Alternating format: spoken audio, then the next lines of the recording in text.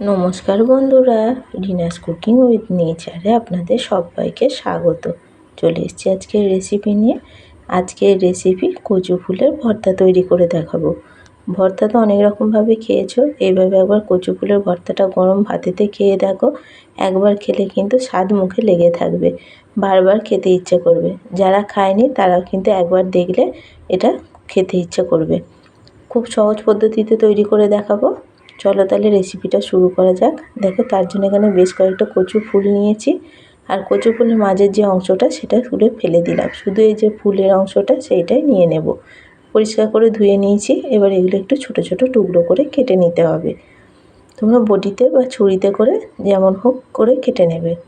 আমি খুব বেশি ছোট করছি না, এরকম সাইজের করে একটু কেটে নিলেই হবে। সমস্ত ফুলগুলো দেখো এরকম ছোট ছোট টুকরো করে কেটে নিচ্ছি। আমি এখানে কাঁচা পাকা দুই রকমেরই ফুল নিয়েছি, তোমরা যে কোনো এক রকমেরও নিতে পারো। কড়া বসিয়ে দিয়েছি, কড়ার মধ্যে দিলাম পরিমাণ মতো জল, অল্প দিলাম নুন। জলটা হালকা গরম করে নিয়েছি। এবার কচু ফুলগুলো দিয়ে এগুলো একটু ভালো করে সেদ্ধ করে নিতে হবে। ঢাকা দিয়ে দিচ্ছি, ঢাকা দিয়ে খুব ভালো করে সেদ্ধ করে নেব। এবার ঢাকাটা খুলে নিচ্ছি। কচু ফুলগুলো সেদ্ধ হয়েছে কিনা দেখে নেব।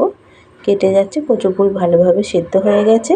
এবার একটা ছাঁকনি করে এটা ছেঁকে তুলে নেব। খুব ভালো করে জলটা ঝরিয়ে নিতে হবে। জল ঝরিয়ে এটা ছেঁকে তুলে নিচ্ছি। কড়া ধুয়ে আবারও কড়ার মধ্যে দিলাম সর্ষের তেল। প্রথমে সর্ষের তেলের মধ্যে ভর্তা যেহেতু করব, কয়েকটা শুকনো লঙ্কা ভেজে নিচ্ছি। তোমরা যেমন ঝাল খাবে কম বেশি করে লঙ্কা বাড়িয়ে কমিয়ে নেবে। দেখো শুকনো লঙ্কাগুলো ভাজা হয়ে গেছে, শুকনো লঙ্কাগুলো এবার তুলে নিচ্ছি। এই তেলের মধ্যেই আমি এখানে পেঁয়াজ, রসুন আর কাঁচা লঙ্কা চিড়ে নিয়েছি, এইগুলো ভাজবো। প্রথমে দিলাম সর্ষে ফোড়ন। সর্ষেটা একটু ভালো করে ভেজে নিতে হবে। সর্ষে ভেজে নিয়েছি। সর্ষে ভেজে নেওয়ার পর পেঁয়াজ কুচি, রসুন কুচি আর কাঁচা লঙ্কা চেরা দিয়ে ভালো করে ভেজে নিতে হবে। খুব বেশি একদম পোড়া পোড়া করে ভাজবো না, একটু হালকা লালচে রং ধরলেই তুলে নিতে হবে। দেখো হালকা লালচে রং ধরে গেছে। এবার এর মধ্যে আমি দেব কুচো চিংড়ি মাছ ভাজা। চিংড়ি মাছটা আমি আগে থেকে ভেজে রেখে দিয়েছিলাম, ভিডিওটা বড় হয়ে যাবে বলে আমি আর ভাজাটা দেখাইনি। কুচো চিংড়ি মাছ ভেজে রেখে দিয়েছিলাম, সেই কুচো চিংড়ি মাছটা এর মধ্যে মিশিয়ে দিলাম। তোমরা বড় চিংড়ি মাছও এতে দিতে পারো, অথবা চিংড়ি মাছ ছাড়াও কিন্তু তৈরি করতে পারো, তবে চিংড়ি মাছটা দিলে ভর্তাটা খেতে বেশি ভালো হয়। চিংড়ি মাছটা দিয়েও ভালো করে একটুখানি সব মিশিয়ে ভাজা ভাজা করে নিয়েছি। ওটা ভাজা হয়ে গেছে, তুলে নিলাম।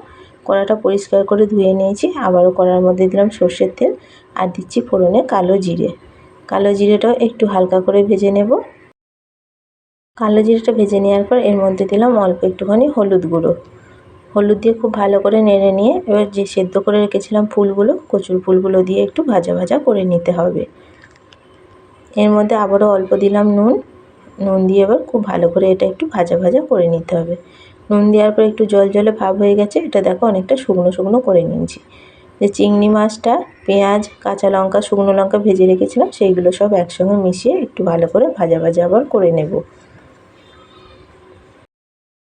দেখো খুব ভালো করে এটা ভেজে নিয়েছি, এটা ভাজা হয়ে গেছে। এটা এবার তুলে নিচ্ছি। একটা প্লেটের মধ্যে এটা তুলে নিলাম। তুলে নিয়ে এটা ভালো করে একটু ঠান্ডা করে নিতে হবে। আজকে আমি এটা প্রথম বানালাম, খেয়ে কিন্তু সবাই বলছে খুব ভালো হয়েছে।